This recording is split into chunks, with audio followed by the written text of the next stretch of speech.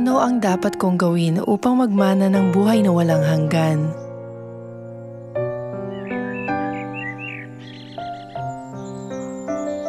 Sa pamamagitan ng pagsisikap at pagkakaisa ng lahat ng miyembro, na ipapanganak ang masasaganang bunga ng Ebanghelyo sa buong mundo. Sa tingin ko, binigyan tayo ni Ama ng mabubuting resulta dahil nagtulungan tayo at nagsagawa ng pag-ibig na nakalulugod sa Kanya. Nang may nagtanong ng anong dapat kong gawin upang magmana ng buhay na walang hanggan, sumagot si Jesus sa pamamagitan ng talinghaga ng mabuting Samaritano. Nang nakita ng isang pari at ng isang levita ang isang lalaki na naghihingalo sa daan matapos manakawan, dumaan lang sila. Gayunman, isang naglalakbay na Samaritano ang nakakita, nahabag at nag-alaga sa kanya.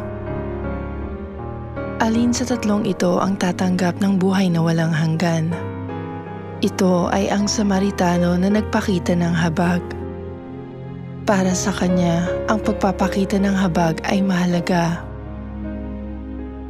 Ang pari at ang levita na dumaan ay ang mga tapat na sumunod sa mga utos ng Diyos. Kung titingnan natin ng malalim ang mga utos, may pag-ibig na nakapaloob sa mga ito. Gayunman, sinunod lang nila ang mga utos sa mababaw na antas na walang pag-ibig. Kaya sinasabi ng Diyos na kinakailangan ang pananampalataya at pag-asa. Pero ang pinakadakila sa mga ito ay ang pag-ibig. Ang pag-ibig ang siyang katuparan ng kautusan. Dahil nahabag sa atin ng Diyos Ama, pumarito siya sa lupa. Tayo ay ang mga kaluluwang nakatakdang pumaimpyerno dahil sa mga kasalanang nagawa natin sa langit. Kaya ang Diyos mismo na walang kamatayan ay nahabag sa atin. Dumating sa laman at ipinako sa krus para pagbayaran ang ating mga kasalanan na karapat-dapat sa kamatayan. Dapat din nating kahabagan ang mga kapatid. Kung hindi nyo kahahabagan ang mga miyembro, hindi sila magmumukhang kaibig-ibig sa inyo. Kung wala kayong pag-ibig, mahihirapan kayong mangaral. Kung kahahabagan nyo ang mga naghihingalong kaluluwa, aalagaan nyo sila. Kung hindi nyo sila kahahabagan, magsasabi kayo ng mga walang ingat na salita, masaktan man sila ng mga salitang ito o hindi. Gayunman, kung kahahabagan nyo sila, hindi kayo magsasabi ng mga walang ingat na salita sa takot na masaktan sila. Ito ang pag-ibig. Sinabi ni Ama na kung paanong minahal ko kayo, magmahalan din kayo sa isa't isa. Ang pag-ibig na ibinigay sa atin ng ating Ama ay ang pag-ibig na nagligtas sa atin sa pagsasakripisyo ni Ama ng kanyang sarili. Makakapagligtas kayo ng mga kaluluwa tanging kung pahahalagahan nyo sila at mamahalin gaya ng inyong mga sarili, gaya ng ginawa ni Ama. Nalulugod ang Diyos sa katapatan at habag kaysa alay at ng pagkakilala sa Kanya at sa Kanyang pag-ibig kaysa sa mga handog na sinusunog. Kung nakikilala nyo ang Diyos, ang dapat nyong natututunan mula sa Diyos ay ang pag-ibig. Nasusulat na, kahit na ibigay ko ang aking katawan upang sunugin, subalit walang pag-ibig, wala akong mapapakinabang.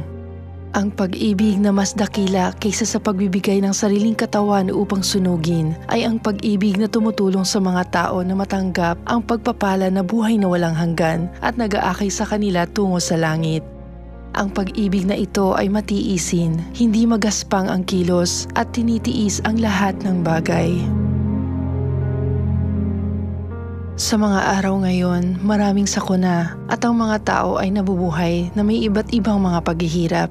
Kahit na hinahangad ng lahat ang langit kung saan buhay na walang hanggan at galak lang ang mayroon at walang kalungkutan o kirot, hindi sila makakapunta roon dahil hindi nila alam ang katotohanan na nag-aakay tungo sa langit.